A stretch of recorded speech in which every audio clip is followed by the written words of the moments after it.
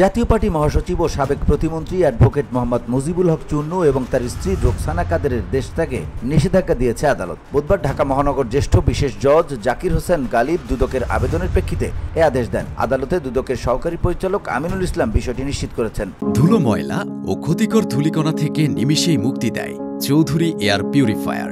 এর শক্তিশালী সাকশন ঘরের কোনায় কোনায় লুকিয়ে থাকা সকল ধুলা টেনে ফিল্টার করে এবং বের করে আনে নির্মল ও স্বাস্থ্যকর হাওয়া। দুদকের আবেদনে বলা হয়, মুজিবুল হক তার এপিএস আওয়ামী লীগের যুব ও ক্রীড়া বিষয়ক কেন্দ্রীয় উপকমিটির সদস্য আমিরুল ইসলাম বাবলুর বিরুদ্ধে চাঁদাবাজি, টেন্ডার, বাণিজ্য, জমি দখল, বিভিন্ন অনিয়ম ও দুর্নীতির মাধ্যমে টিআর কাবিখা সহ বিভিন্ন সরকারি উন্নয়ন প্রকল্প হতে অর্থ আত্মসাৎপূর্বক বিদেশে পাচার সহ নিজ নামে ও পরিবারের সদস্যদের নামে জ্ঞাত আয় বহির্ভূত সম্পদ অর্জনের অভিযোগের অনুসন্ধান চলছে। অনুসন্ধানের বিষয়টি রাষ্ট্রের স্বার্থে মানি লন্ডারিং প্রতিরোধে অতীব গুরুত্বপূর্ণ। অনুসন্ধানকালে গোপন সূত্রে জানা যায়, মুজিবুল হক চুন্নু এবং তার স্ত্রী রোকসানা কাদের বিদেশে পালিয়ে যাওয়ার চেষ্টা করছেন। তারা বিদেশে পালিয়ে গেলে অনুসন্ধান কার্যক্রম দীর্ঘায়িত বা ব্যাহত হওয়ার সমূহ সম্ভাবনা রয়েছে। এ অবস্থায় তাদের বিদেশ গমন রহিত করা একান্ত প্রয়োজন।